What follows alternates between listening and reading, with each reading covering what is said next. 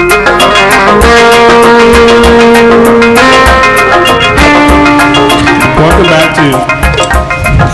back to Blake's Craft Beer Podcast. My name is Blake Longfellow. I'm back at Branch and Bone with the head brewer. The head brewer. Now, he was on my third episode, I believe. That sounds about right. Yep. When I was still Miami Valley Craft Beer Podcast, it's still solely Miami Valley Craft Beer Podcast, but you guys know me by now. I like to travel lots outside, so you never know where this is going to go. So, but I'm back with this awesome guy. How you been, man? I'm doing all right. It's been an experience the last few months. Let me say, I am Justin Trhlin, head brewer now of Branch and Bone, Artisan Ales in Dayton, Ohio. So it's good. Since the last time we talked, my former head brewer, Brett, decided to leave brewing and get back into his former life after he had a baby. And I was sort of unexpectedly promoted, I think with good reason, here's hoping. But it's been an experience since then, so I am hopefully getting into the swing of things here. We've had a little bit of turnover in the last few weeks and hired a new guy that many people around here will know. It's Doug Lane from Devilwind, and he's been a huge asset as we have picked up steam a little bit, and that has been helping me a lot. So fingers crossed it will stay smooth as we move forward. So it just came up right out. Did you see it coming down the road that he was leaving, and did you have an idea you were going to take over, or they just say, hey, I think we think you can do this, and I think here you go? That's a little bit of both sides. Brett was definitely stressed. I think all of us saw that here. I know that he was feeling it, and so I had sort of, an inkling in the back of my mind that maybe something like this was coming up. I didn't expect it to be quite as soon as it was, and I'm not trying to throw Brett under the bus here, but it was a little bit abrupt when he let us know. Fortunately, he was really cool about it. Took me and my other coworker at the time out for drinks and sat down and was obviously emotional. I think he was bummed to be leaving under the circumstances as well. So there was a little bit of an inkling. Brett had a conversation with me long ago after a few months after I'd started, saying that, he was grooming me to eventually take on the duties of head brewer. With time, I did not expect it for another several years. So I certainly think there's plenty more for me to learn, and that's a little bit intimidating. I think I might have mentioned this last time, but weird, imposter syndrome. So fitting into this role kind of unexpectedly, and now without my former mentor, was intimidating, but I've got a good group around me of our taproom manager, our staff. Both of the other owners here have been incredibly supportive and sort of helping me take slow footsteps as I get used to the role. So what's the biggest thing from going from production to head? Responsibility, I would say, is the biggest thing. Scheduling and timing, which one of the other owners, John, has been working on helping me with. He's done a lot of the ordering and scheduling with stuff to keep us up with our distribution company in the meantime as I sort of get my feet underneath me. But those are the things where everything that comes down to timing, it's now on you. You have to make sure, are these ingredients in-house? Are you getting every keg treatment ready for an event that's coming up? And if it doesn't happen, it's not like I can go, whoops, Brett forgot it, let me run out and try to fix it real fast or something like that. It's entirely on me, like now it's, oh crap, I forgot it, and this event might not go off correctly because of that. So that sort of thing. Brett used to say he would, wake up in the night and think of something he hadn't done, and I've had that happen a couple times now. You start having those stress dreams that you had in high school of, oh my God, I didn't do my homework or whatever, even though you had. And I'm getting those now where it's like, oh crap, did I order that one thing? Yes, you did, you're good. Go back to sleep. Sometimes it's not that easy. So what's the biggest project you've worked on so far since taking over? I don't know that I would say any particularly large projects. We've been making a couple changes. We are in the process of trying to get some of our brewing equipment upgraded to make mash-ins easier, more efficient, just try to make our product better if we are able to. Some of that's been slowly in the works, but again, like John's been handling most of that while I've been seeing more of the day-to-day stuff, just making sure things are quite literally flowing into tanks and out of tanks and getting out at the right time. So I would say the biggest project has just been getting used to this new job role. It's been a lot, but yeah, I think that's probably the biggest thing so far. I think, as I've said, starting to get the feet underneath me, and am hoping that we will have some bigger things coming up in the future that I will be able to take more of an active role in now. But yeah, so nothing overly huge so far. So let's get into this one first, I'm assuming? Sure, yep. This is Salty Salute, trying our first beer here. This is Passion Fruit Salty Salute. This is one of Brett's original, it's a Goza. One of his original sour ales. It's a Guided by Voices reference. Should be refreshing, tart, easy to drink, a little bit fruity. It's a thirst quencher on a hot summer day. Unfortunately, we are sitting here at 55 degrees and windy, but we can pretend. Yep. Oh, those days are coming, don't you worry. I don't want to think about it quite yet. Without air conditioning in the brewery, I don't want to think about those 90-degree days quite yet. So what makes a Goza, and what's the difference between that and Berliner? So traditionally they were brewed with salt, sea salt in this case, and coriander were some of the defining characteristics of it. We don't do those things for our Berliners. They are in this. Actually, that's not true. We did not put any coriander. We used to use coriander, and we do not any longer. Some of that flavor is a little bit off-putting to some people, so we stopped doing it. But yeah, those are the main characteristics for this, our particular one, I'll say, not, the more authentic versions of it. Because one thing I always love about your brewery is that you have a very wide range. Even though I'm sure you have heard the term you're a sour brewery. It's still funny to us that we hear that. That was one of Brett and John's. Which you guys make awesome sours, by the way. Thank you. I appreciate that, sincerely. We're trying to get a little bit... They needed that. I mean, and we were looking forward to getting back into our foeder program a little bit more... I don't know what the word I'm looking for here is. Explicitly. We're trying to get back into it with more intention. That's what I'll say. But yes, we started with one sour on, and we're quickly labeled a sour brewer. I think it's because people hadn't seen too many sours in this area, so that as soon as we had one, we were a sour brewery. But, whatever, we'll roll with it. We are proud of those things. But yes, I thank you for that. That was, I think, very much an intention of all three of the original owners when they started, was to have a wide varying tap list and hope that we could cover all of our styles with care and authenticity for the things that needed it, and a little bit of fun for the things that we're trying to make for the masses. Do you still find people like having all that wide range of variety?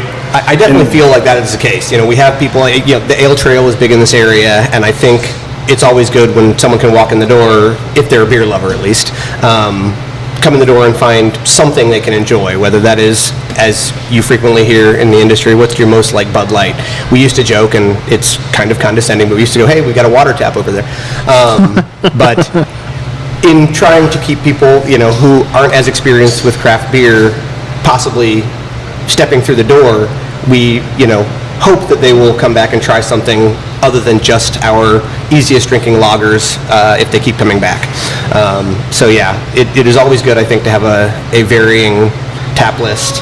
And you've got the different styles that go between the seasons. People want a stout in the winter and they want an IPA in the summer, but we try to keep some of that stuff on all year round, so that the people who just always love stouts or dark beers will always have something they can try when they come in. I mean, when people come in and Dayton Ale Trail, I'm probably one of them that always looks, what's new? Is that you still find that too?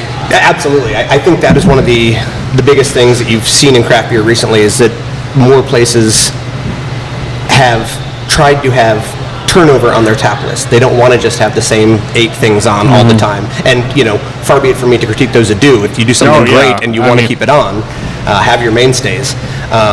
We definitely have more of those now. It's a little bit easier to do that once you've been open for 7 years and every beer you make isn't a new beer. But Gorlami is on all the time. Spectral Alphabet is on all the time. Almost all the time, I'll say.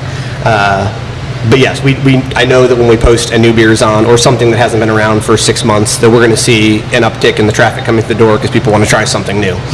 And I definitely think that's something that behooves everybody, because it has changed me. I used to work down at Crafted and Cured when it first opened, and I would be able to drink a 12-pack of PBR and just sit around and enjoy that. And now it's kind of ruined me in that regard, where I want to try 9 different things, and if I go to someone's house, I'm probably going to have a cooler with far too many beers in it, because I don't know what impetus is going to strike. Oh God, now I want a stout, now I want a smoked beer, whatever. Because where are people in Dayton nowadays? What are they more leaning on? I think that's changing nationwide. I think it's harder to say for Dayton. We are maybe it's just Ohio in general. We're a little bit possibly behind the times is the nicest way to say it. I do think there's a big shift towards not lighter in color, but lighter ABVs, lighter beers in that regard. We've seen a lot of our hazy pale ales, we can't keep them on now, where it used to be our IPAs that were 6 or 7%. Now it's these things that are 5.5, and we've gotten more and more into pub beers, which are frequently in the 4.2 range, and those are going really well. So I think there's a cultural change shift happening there. I think last time I talked to you guys, I mentioned that the younger generation is drinking a little bit less, so I think part of that is this ABV thing, like I don't want to have as much alcohol when I go out to drink. Right. So I see that shift changing. I also think there's been a little bit of a shift. I think hazy will be king for a long time, but we've seen a little bit of shift back towards lagers and easy drinking, not going to kick you in the teeth with flavor sort of thing. So people still want flavor, they just don't want it to be every beer is an incredibly intense experience. There's a little bit more of I want to be able to sip something and just enjoy it on the back deck without needing to share 3 ounces with everybody I know, because it's a lot of flavor. You think a lot of people, why they turned away from alcohol a little bit, because all the ABVs were so high and they were enjoying it, but they realized I shouldn't be drinking as much of these, and maybe with the lower ABVs, maybe it's helping those people think, I could have a few and I'm going to be fine. I mean, I think that could be some of it. I think that is a very wide cultural thing that we won't really know the answer to for many years. I think the legalization of marijuana has had a little bit to do with that. People are just, getting their kicks in a different fashion. I do think maybe a lot of the kids that are, growing up now have seen their parents maybe get too drunk on a couple of occasions and don't want to emulate that. It could be many different things. I definitely do think a lot of people, particularly after COVID, it was weird. We saw someone come to the doors and they would buy a full case of beer, and I think part of that was I want to keep my local place open. Part of it was I'm sitting at home with nothing to do. But now I think we're seeing people who are still sitting on cases or bottles that they bought during COVID going, we don't really have bottle shares anymore. What am I going to do with this beer?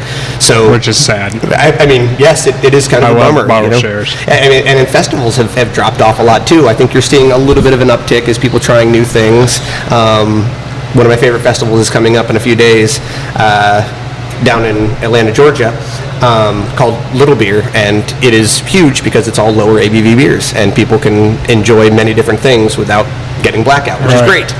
Not like our Cast Fest. Exactly, yes, yep. Which I didn't hear anything on it this year. I don't think they did it this year. I was really bummed that was the case. I was looking forward to that festival. I don't know what happened out there. Maybe you should do one here. I would love to see one here.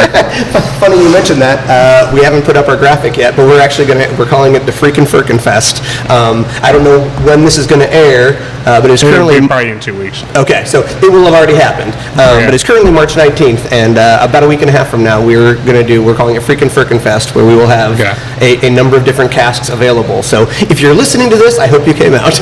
I'm sorry. That's no problem. No worries. Because one of the cool things, you haven't heard this one because it hasn't come out yet either, was had Jen and Ian on, Bach from Family Brewing, and they were talking about the new thing Dayton's attempting to do a different version of Dayton Beer Fest on doing like a collaboration beer fest and stuff like that, and that sounds exciting. And we've had it, for a number of years, and it's kind of had a little bit of a wave pattern of excitement and then a little bit of lack of interest from the brewers too. I don't think anybody really wants to spearhead that entire endeavor.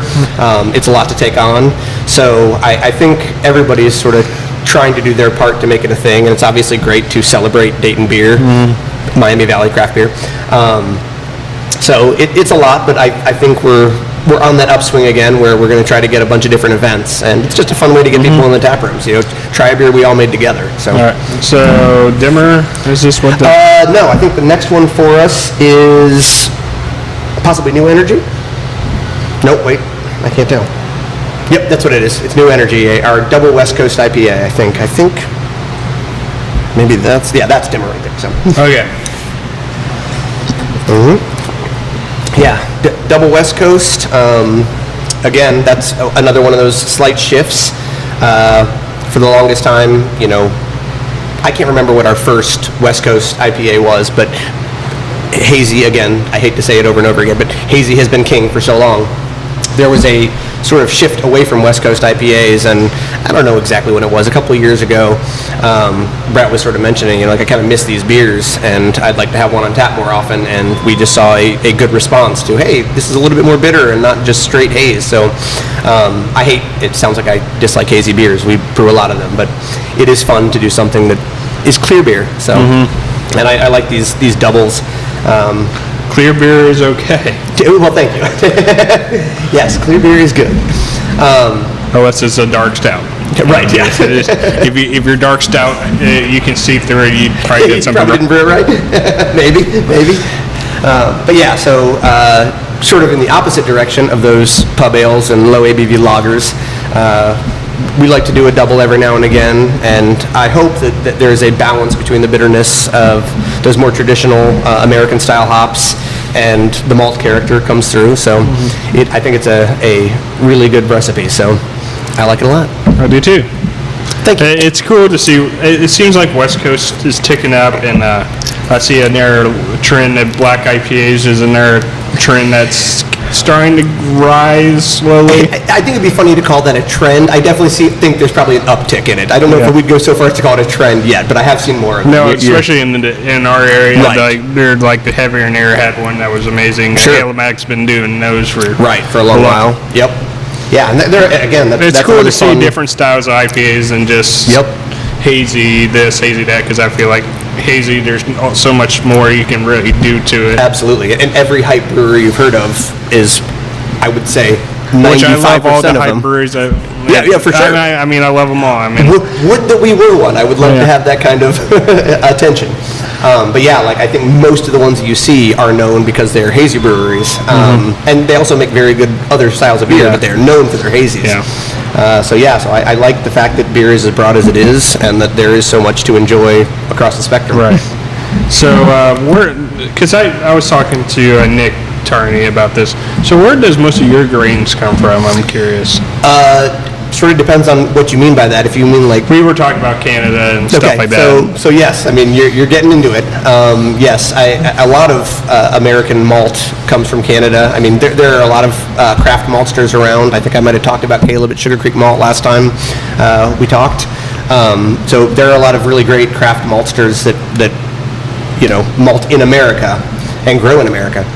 But a good amount of the cereal grains that we get are from Canada, and so we'll see how that goes in the upcoming months. Yeah, I know that I saw the Brewer Association guy was going to DC to help figure things out for y'all.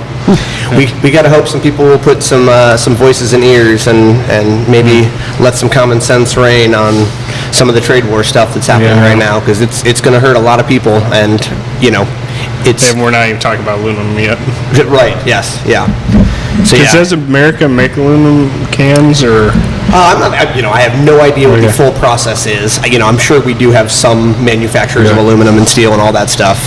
But yes, I know that a lot of the cans and raw materials we get are also from Canada. So, your favorite brewers, distillers, and all those places, among many other trades, are going to be feeling some pain here soon. So, if you care about what you're drinking, you might want to voice to your local congressman or senator.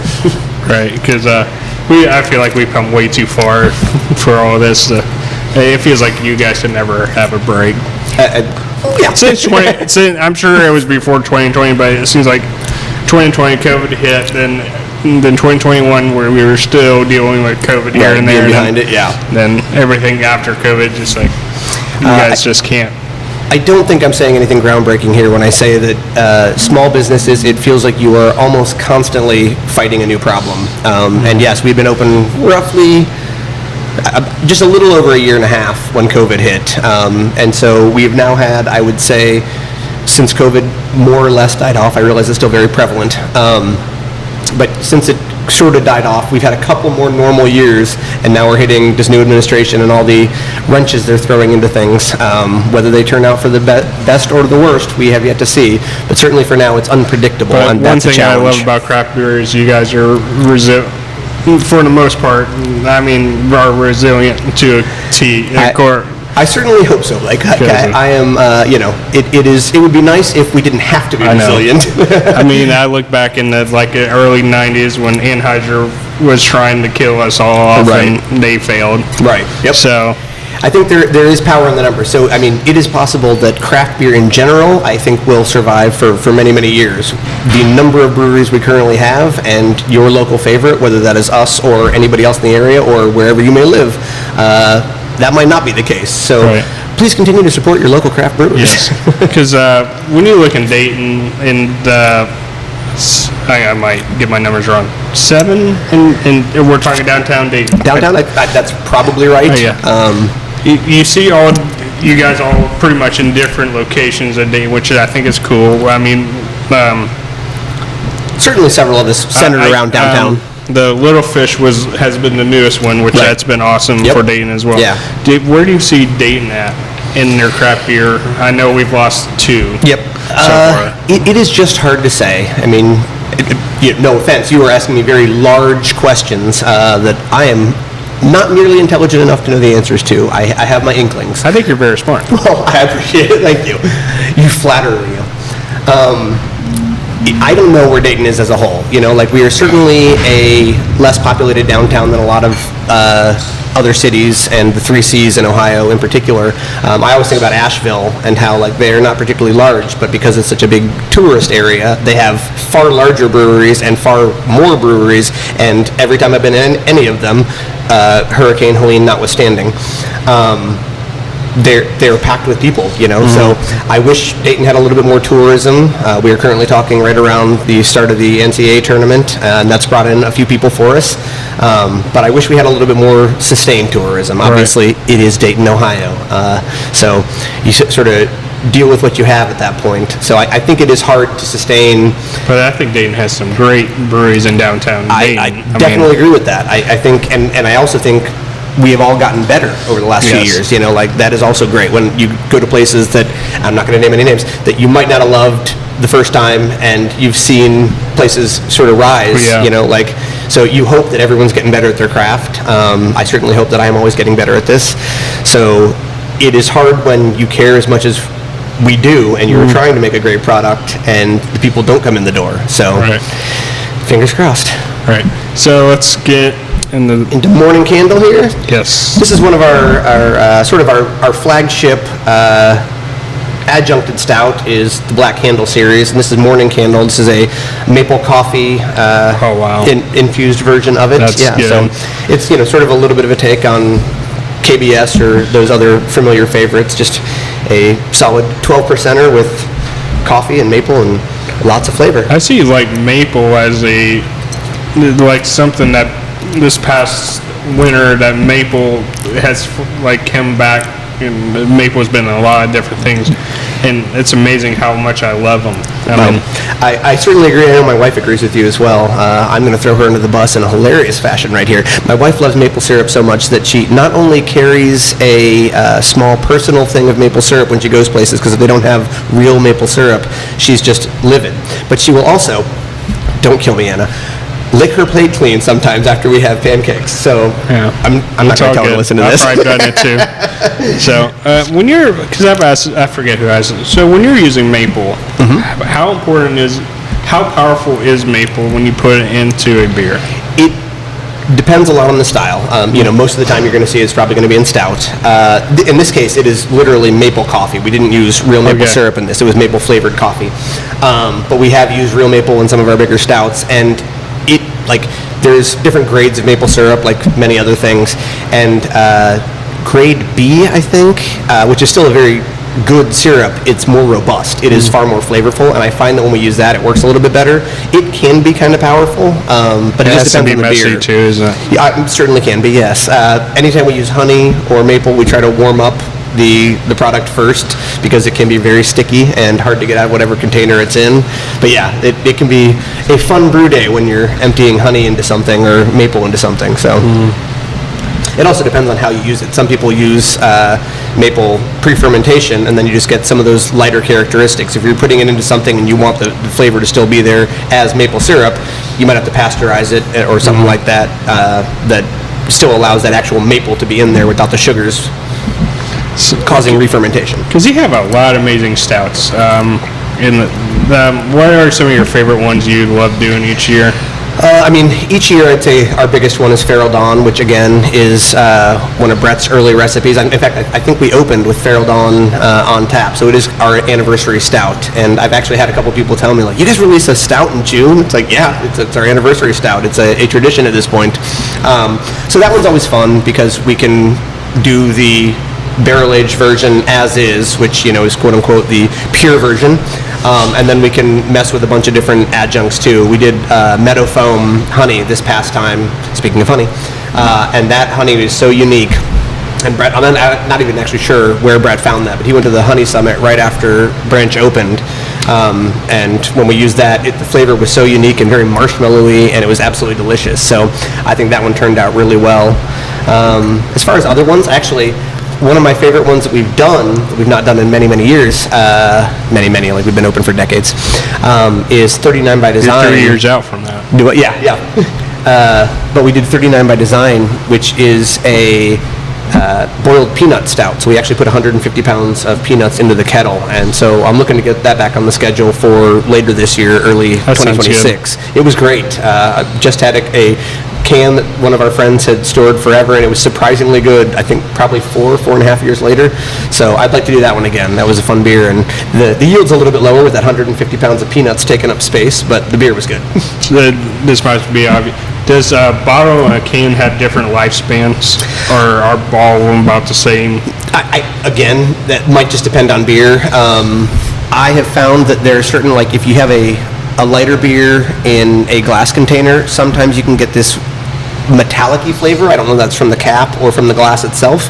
That doesn't seem to be the case as much with darker beer. Bigger stouts sort of stand up to that flavor a bit. But yeah, I think bottles are a better overall vessel. There's less points to have contamination or airflow get in there, like the seam on a can might do. So I think the shelf life might be a little bit more stable on a bottle overall. Whether that affects the flavor long term, I have not done that experiment, Blake. Bill 9, that sounds like a good... Right up his alley? Yeah. Might be. He's old enough, you should do a beer of one. That would be awesome. Help us out a little bit, Bill.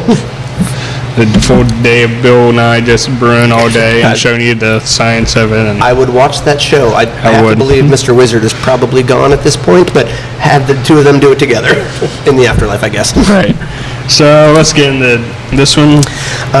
Yes, I think this is Dimmer. Yep. Cool. So Dimmer, that was an amazing event. Dimmer Day? Back in January, I believe. Well, thank you. I did 2 events that day. I did yours, and I forget which one Southern Ohio did. It was either Not Sorry Day. Okay. Or it was a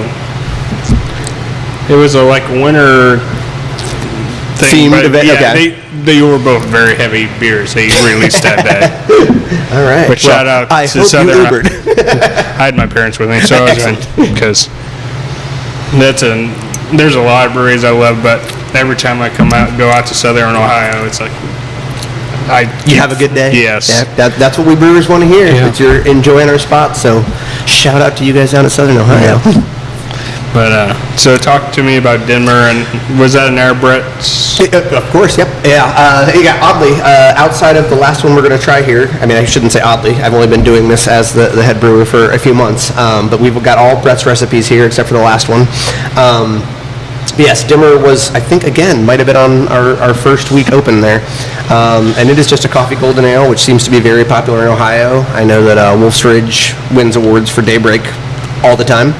But yeah, it seems to go over well in the state. But yeah, this was a beer. I don't know. I think Brett was just trying to brew a golden ale and just wasn't going to add coffee to it and just felt like, it needs a little bit something else, and added the coffee and went, okay, that's great. And we didn't expect it to be such a hit, but we keep it on almost all the time. It's not constant, but almost all the time now because it is so popular. And the people who love it almost exclusively come in only for dimmer. I can't say almost exclusively. A lot of them come in only for dimmer, which is, crazy. Like, they're not even branch lovers, they're just dimmer lovers, which is flattering in its own right. So what type of coffee do you normally use out of it? I can't speak to region specifically. We use Woodborough coffee, which is, our local press.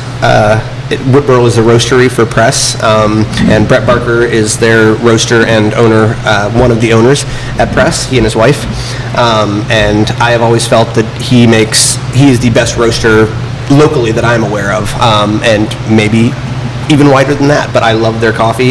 If I'm going to get just a regular coffee, I want to go to Press. Like, it is a fantastic bean. They do a great job down there, and we've always found that their coffee works very well in our beer. So we try to use them exclusively in dimmer. The only time we don't is when we're doing a silly flavored coffee, because Brett doesn't do that stuff. I'm sorry, I know multiple Bretts. This is Brett Barker, not Brett Smith. But yeah, so we use their coffee, and it just, like, we talk to him sort of in advance when we're brewing it and say, what are you excited about right now? And he gives us whatever roast he thinks, whatever bean from whichever location thinks will go well. And so I trust his opinion on that, and he always does a great job. So I'm thrilled that we still get to use his coffee because it is very good. So when you did this, when you did Dimmer Day, when you go to make different variants of it, it being a golden ale and coffee, is it different than a stout, or is it about the same technique on when you put other stuff into it? I'd be lying if I said sometimes it isn't just throwing shit up against the wall, Blake. Yes, so certainly depending on the stout or porter, it is a little bit harder. Those darker beers hold a little bit more of that roasty flavor. So the lighter ale that Dimmer is a little bit more welcoming to certain adjuncts. You have to use more in stouts sometimes, but in general, because of the roasty notes of the coffee in Dimmer and the roasty notes in the stouts, you're sort of hitting about the same vein. If I'm going to do, we've done granola Dimmer, we could do a granola stout in the same way. They might take a little bit more granola to have the flavor come through the way we wanted to. But yeah, we're just throwing it up against the wall. Hey, peanut butter going to go well in this? Sure, maybe. It was a caramel macchiato you did? Yeah, that was really good. Yeah, that was our variant in cans this time. So Dimmer Day normally has, regular Dimmer, then a variant that we release in mass, and then a number of like sixtels that we do, like one-offs that are only available at the brewery. So yeah, we try to make them as fun as we can, and we're doing silly stuff that we might not get to do to put in cans or bottles at some point. So we're trying. We'll see how it works out sometimes. So how important are events like Dimmer and others? How important is that still in the craft beer world today? Well, for us in particular, I think it's great that we're still having these events. It's what gets people most excited. We're going to try a bunch of weird stuff that we might not get to ordinarily, and hopefully people come out for that event. I know that for Dimmer Day in particular, and then Big Beer Bacchanal for us, which is in February, those months are slow in the service industry by and large. So if we can have a big weekend where people come out and try a bunch of our beers, that gets us through those lean days. It helps us at least get us through those lean days. So obviously, again, dry January is a thing, and that makes it a little bit difficult. Well, we appreciate that. Everybody, I encourage you to drink responsibly. I also encourage you to keep your places open. So yeah, it can be very important on the individual scale. I absolutely think having big events like that is good for new people who are getting exposed to craft beer still. Like, we have a lot of younger kids, 21 plus, popping in because they hear about something weird we're doing, and so those events give us an opportunity to showcase some of the more strange and absurd things that we like to try. How do those 21, 22-year-olds take it when you do stuff like that? They seem to be pretty receptive to it. I guess we recently because I know that's the demographic we've been talking about a little bit. Dying off on drinking a little bit. We went to the OCBA I saw you. conference. That's right. Yeah, I forgot about that. But so we went out to that a month and a half ago, and the overall vibe at the last couple of years has been a little bit worrisome. Like, are people drinking less? Is craft beer dying? Sort of stuff. So this year was nice because, I cannot remember the speaker's name, but she was very educated. I'll have to get it back to you at some point. Put it in the podcast notes.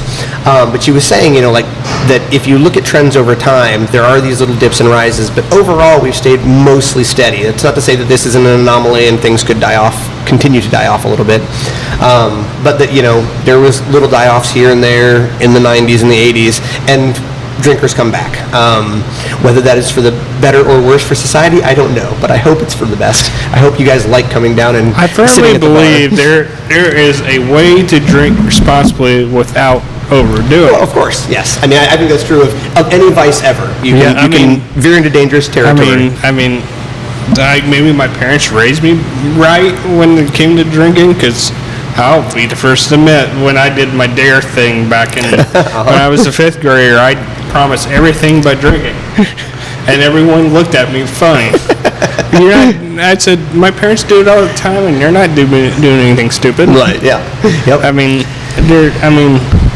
My thing with craft beer is it's a way to get together, and people enjoy just having one or two or three. Right, yeah. And we're all going to be okay. I mean, we're not, it's not, no offense to bars out there, but we're not bars. Right, yes. That's been my biggest argument on craft beer.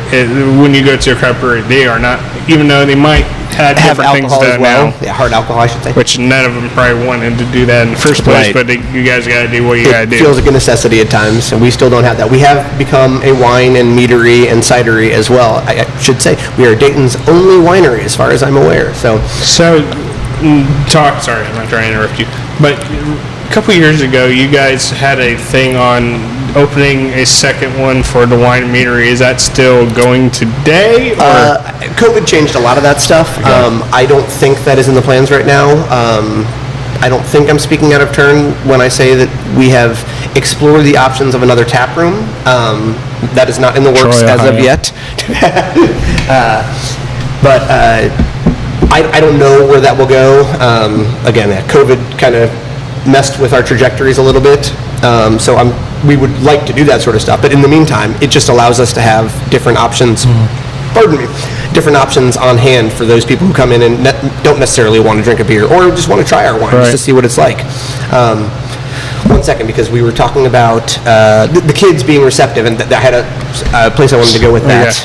Yeah. We did an event, I think it was Cincy Beer Fest, that was apparently out at Xavier, and Kevin and John, the other owners here, were noticing that they had a lot of kids coming in and asking for West Coast IPAs as opposed to hazies. So I guess they've grown up with hazies, and so trying a West Coast was something interesting to them. So I do think that among those people who are still choosing to drink, who are of that age, we are seeing a subtle shift in what they like, because they have grown up, hazies were exciting to everybody for so long because it was a brand new style, 20 years ago, a relatively new style 20 years ago.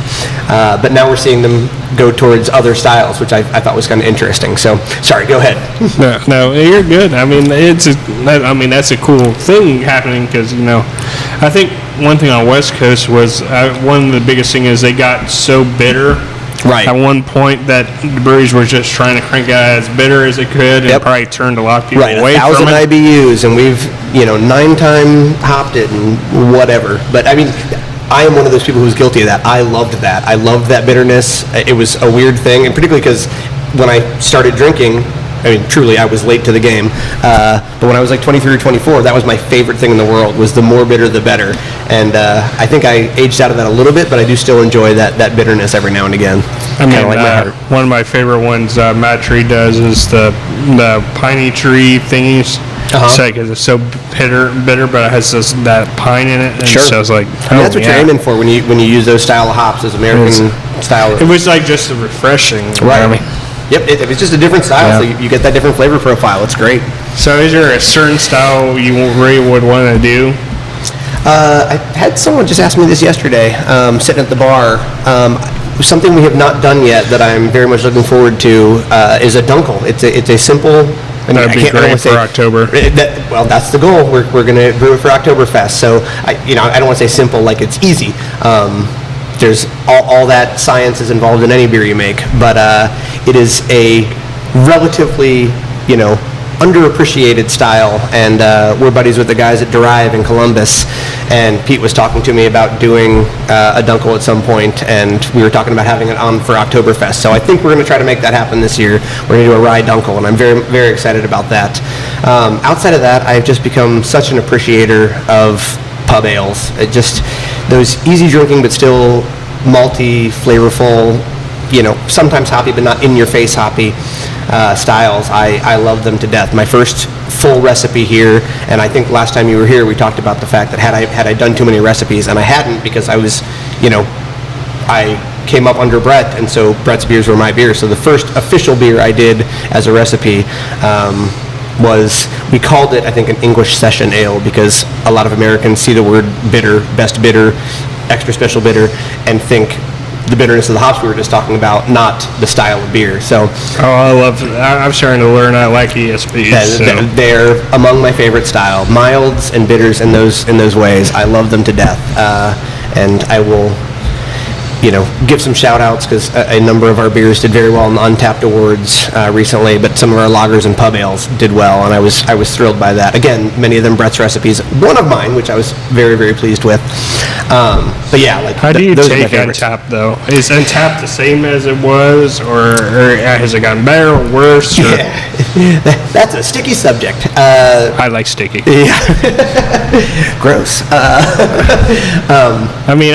When I use Untapped, I'm between 3 or 4 or 5. I don't try to go below anything of that, because I should say is 3.5 to 4 is my range, because I don't want, because if maybe someone else would like it, I don't want to disturb someone's. And I think that's one of the biggest things, and you'll probably hear a million other brewers say it. It's, when someone writes 1 star, I don't like IPAs, and they're rating an IPA, it's like, well, why did you try this beer in the first place? If you can't appreciate it for what it is to the style, you can tell me not to style, and I don't care for that. That's one thing. But saying, hey, don't like lagers, and rating it, a 2, will drive some of our, hackles up faster than anything else.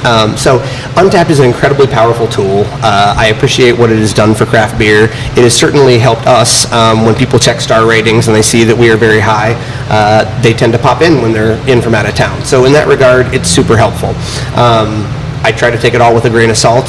We don't check them too often unless I see something like someone's posting a photo and it's like, that beer should not look like that. Why does it look like that? That's super helpful. But it is, like we were just saying, those awards, I also take those with a grain of salt. But it is flattering to know that people are rating your beers well, and that they care about you, like as a brewery. So it's a mixed bag, but there are things to like and dislike about it, like most things in life, I suppose. Right. Is there a certain, because to be honest with me, I use Untapped for one solely thing. I like checking them in. So when I go back to the brewery in a couple weeks or months, or how long it's been, I can see, okay, what have I not tried? That's why I use it. I would say that is the most useful tool. Like, if you hate a beer, you can check it in and say, I did not like this, without putting a star rating on it. Which I still won't do that, because I don't want to disturb someone. Someone might like it. But, sure, yeah. But that's the thing. Like, if you don't rate it, if you don't put that star rating on there, it doesn't hurt the brewer. It's not hurting their rankings. But you can say, did not care for this, and for whatever reason, so specifically, but it might not, affect somebody else's opinion on it. And I can fully appreciate that. That's how I used it for the longest time, was this is amazing, get it again, or didn't care for this, maybe don't get it without the star rating. And that's fine. If you need to, ruin someone's day and give them a 0.25 on there, by all means, that is in your power. But I strongly encourage people to not ruin people's livelihoods with their star ratings. Well, let's go into a beer that you created. Sure. Technically speaking, I helped write this recipe. This is our International Women's Day beer. The women who work for Branch and Bone, every year, we brew this beer with the women who work here and some of our friends and family as well. And this year, the women who work here decided they wanted to do a lager. And we had done a one-off keg treatment of a spaghetti-inspired, sort of an Aperol inspired cocktail beer, and we'd done it as a one-off before, so I said, why don't we try this? And the ladies who are on our staff and our taproom manager were all on board and very receptive to it, and so we went ahead with that option, and it was a very fun day. I got to invite my mom, my sister, my wife, and my niece all in, and we had one of our very good friends, Maura Goyette, who is a fantastic cellar person. But yeah, they all came in and helped us brew this beer. And I had a couple of the ladies who were here came in when I was adding some rhubarb and all that, lemon and rhubarb to this beer to make it kind of Aperol inspired.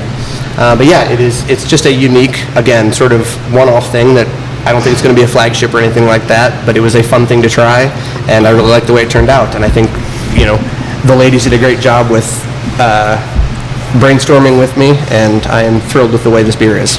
No, that's good. Well, thank you. I think you should do it again. Well, I will tell them you say so, and maybe in a future volume of Thanks It Has Pockets, we will see it again.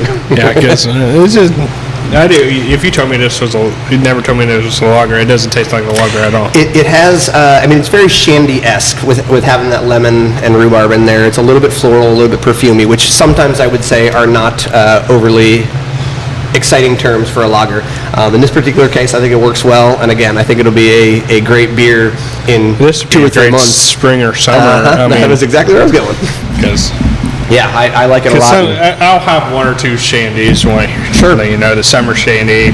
Yep. But absolutely, this has more flavor than summer shandy. I will let them know you said so.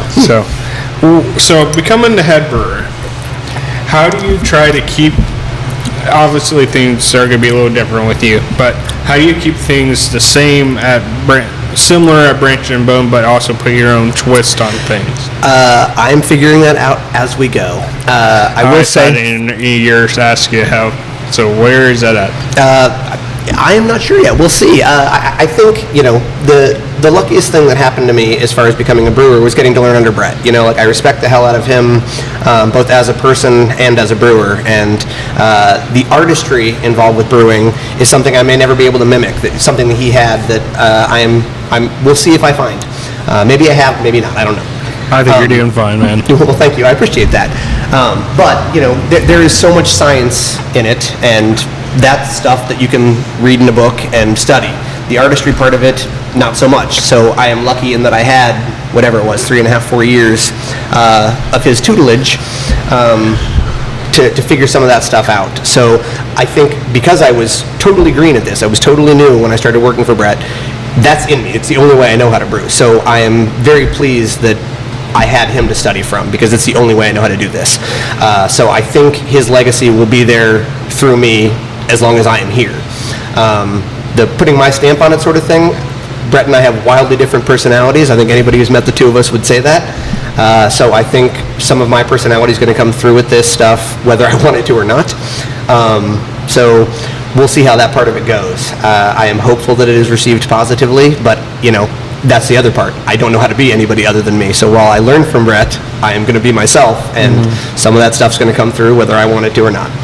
I mean, you mentioned one style. Is there any other styles you think Branch and Bone needs outside of the Dunkel? I mean, I would be interested to hear from other people on that. What should we brew that we haven't so far?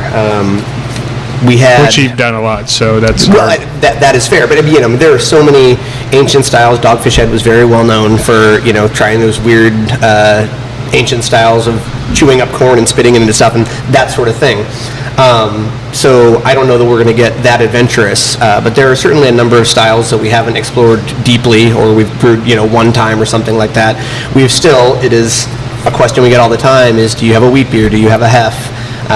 Technically our Berliners are wheat beers in that way, but we are not a brewery that particularly likes that style. We've brewed a couple of more farmhouse style beers that are, and I'm not speaking about our sours. I definitely like to see some more farmhouse styles come back. See, you're one of them. But yeah, so we're looking into, it's just different. Right, absolutely. But yeah, there's nothing wrong with that. It is a very popular style. It's just not one that speaks to me personally. So, that makes it a little bit harder when you don't like a style to be able to judge your own work at that point. Yeah. It also might make it more exciting. Who knows?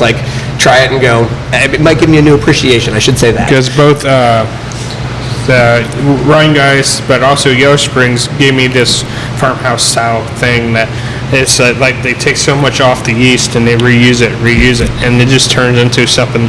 By the time it mutates and becomes different, and it becomes so sour, stuff like that. It's just like, oh my God, this is amazing. And that has certainly been, part of our foeder program, but in clean beer wise, and which you can still do with that with clean beer. It can still sour like that. But yeah, like that is something I'm not as experienced in, nor do I appreciate probably in the way most brewers should. But that's something. But you're your own person. So. Well, thanks. I appreciate the allowance for that. But yeah, like it is something that it will help me continue to learn. Like trying a new style like that gives you an opportunity to try something. So. All right, I got 2 more questions for you. Sure. So this is one of my new favorite questions I like asking people. When someone asks you what is craft beer to you, what is it? For me specifically, this sort of goes back to something we were talking about a little bit earlier. The people who come in and aren't getting drunk on our beer. Like it is a meeting point. Like this brewery, I have told people, has become part of my family room. Like being in the tap room and watching familiar faces come in. I'm gonna get a little bit choked up.